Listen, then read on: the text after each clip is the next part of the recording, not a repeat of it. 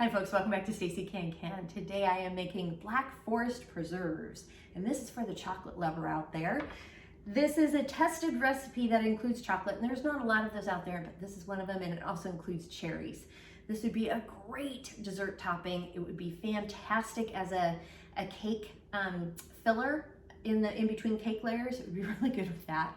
So, and it's got a nice little Amaretto kick to it as well if you want. So the ingredients that you need are, wait for it, 6.5 cups of sugar. Jams, jellies, welcome to it. They need a lot of sugar. 1/3 cup of unsweetened cocoa powder and sifted. 3 cups of sweet dark cherries, and these need to be pitted and coarsely chopped and then firmly packed. So keep that in mind when you're buying it. I'll have a better idea of how many. I've got these 3 containers and I'm hoping that gives me the 3 cups, but I also have some extra cherries just in case. And then 1/2 cup of lemon juice, 2 pouches of liquid pectin.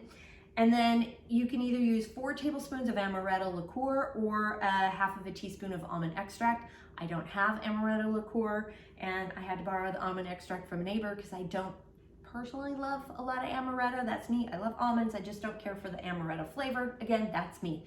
So that's what you need for ingredients. The tools. We need our jar lifter. I will be heating the lids. Our lid lifter, jar lifter, ladle, headspace tool, our funnel here. I also have a cherry pitter. This is a great tool. There's other ways to get the pits out. You can Google those ways if you would like. Let's see, we need some measuring cups and spoons, a mixing, a stock pot for that, and some stirring, a spoon to stir and a what are these called? Spatula. Words are hard. A colander to rinse the fruit. I do have my jars heating up in the canner as well. So, and this will make about 7 half pints. So with all of this, let's go ahead and get started. I'm gonna measure out all the dry and wet ingredients now, just makes it easier when we combine everything together. We've got 6 cups of sugar, 6.5 cups of sugar. And I'm also gonna sift out 1/3 cup of the cocoa powder.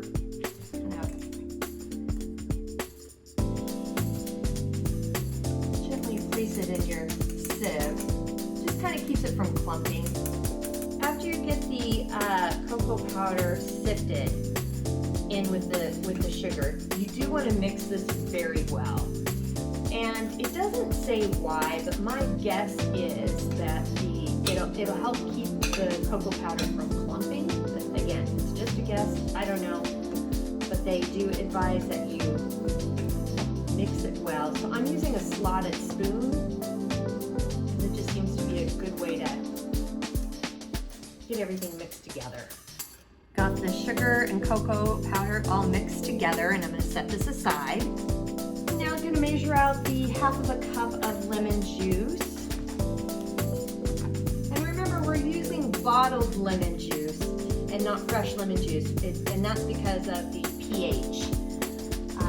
It's a constant pH with bottled lemon juice that you can't get with fresh lemons. Another thing I'm going to do is I'm going to open up the boxes and take the pouches out of Pectin. And I am going to just cut across the top, like it says. I like to leave them in a little container like this because when you dump the Pectin, you need to kind of move quickly. So I think it's good to just sort of prepare it like so. So I set it you can put it in a cup. I'm putting it in this bowl here, keeping it upright so it doesn't spill out. But this is kind of a good way to have it ready to go when it's time to add Pectin. I'm going to go ahead and add the cherries to my little colander here. I'm going to give them a quick rinse. To pit the cherries with this cherry pitter, you just want to take your cherry and stick it in the pitter. I kind of put my hand underneath because sometimes it spits out the cherry like the seed here like it did there, but then it also has a little hunk of cherry in it, and throw that in the dish as well. I do take the stem off, and you just keep going. Now I'm just going to coarsely chop these cherries. look bigger than others, but you know, we're gonna do what we can do here. And you wanna make sure that you have it firmly packed into 1 cup, which I now have. And this is one of those containers of cherries. So just keep that in mind as when you're trying to figure out your amounts to purchase or pick. Adding the cherries that are coarsely chopped and pitted and firmly packed, so it's that 3 cups of the sweet black cherries into the pot here. Pouring in the 1/2 cup of bottled lemon juice. Remember, it's got to be bottled. And then I'm going to go ahead and kick this up to high heat as I pour in the sugar and cocoa mixture. I know it's a lot. I'm going to get this stirred and let this come to a rolling boil, one that can't be stirred away. And this might take a minute or 2 for that to happen. So you want to make sure that you're stirring constantly while it comes to a boil. Timer has gone off. I'm going to go ahead and pour in the almond extract here, and I'm going to cut the heat, and we're going to get ready to put this in jars. Time to jar everything up, so I'm getting a heated jar out of the canner here. Adding my funnel,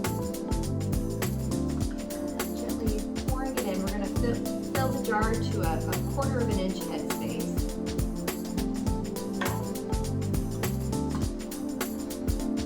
Need a little bit more than that.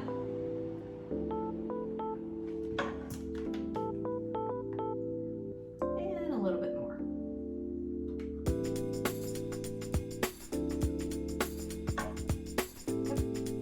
Perfect.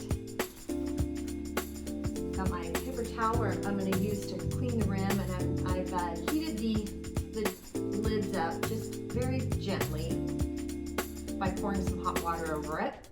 And I'm using the lid water to clean the rim here. Adding our lid, ring, just a fingertip tight. And it's very hot potatoes, so be careful. And you want to just lift it up and over and into the canner. Do not tip or tilt.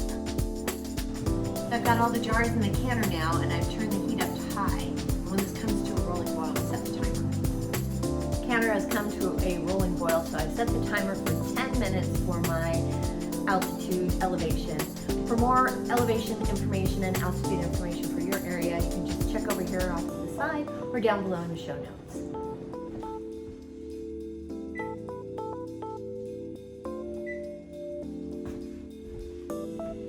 The 5-minute timer has gone off, so I'm going to go ahead and remove the jars. And you just want to carefully lift the jars up and over. Do not tip or tilt.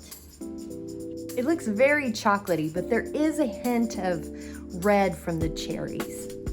Now I have a quick confession to make. I don't love chocolate with fruit. Like, I'm not a big raspberry filling with chocolate cake or orange, chocolate covered oranges and things like that. I'm okay with the chocolate covered strawberries, but for the most part, I don't really love chocolate with fruit. This, however, is different. It's very good. It's really, really good. And if you love Amaretto or don't, you can add it or not. It doesn't matter. Same thing with almond extract. If that's not your thing, you can omit that to just keep it true to the chocolate and cherry flavoring. But it is fantastic. It would be really good, really, really good as a cake filler or a good gravy. I mean, just whatever you want to use it for. It's really tasty. You can put it in a smoothie even if you wanted to, a chocolate cherry smoothie, and throw some greens in there, because I think that would give you the greens in there if you want some veggies, and it's just good. It's just good. I highly recommend it. It was a surprise for me, to be honest. I wasn't quite sure how it was going to work out, and it's setting up pretty nicely, so it's very enjoyable. But that's how you make it. So the recipe for this is down below, as is. Once you're down there, please hit like and subscribe because that does help. And if you have any questions, comments, suggestions, feedback, concerns, by all means, please reach out to me. I'm on Facebook at Stacey Can Can. You can at me on Instagram and TikTok at Stacey Can Can. My website is www.staceycancan.com. My email is info@staceycancan.com. And I'm on LinkedIn at Stacey Can Can. So thanks so much for joining me today. And until next time, happy canning.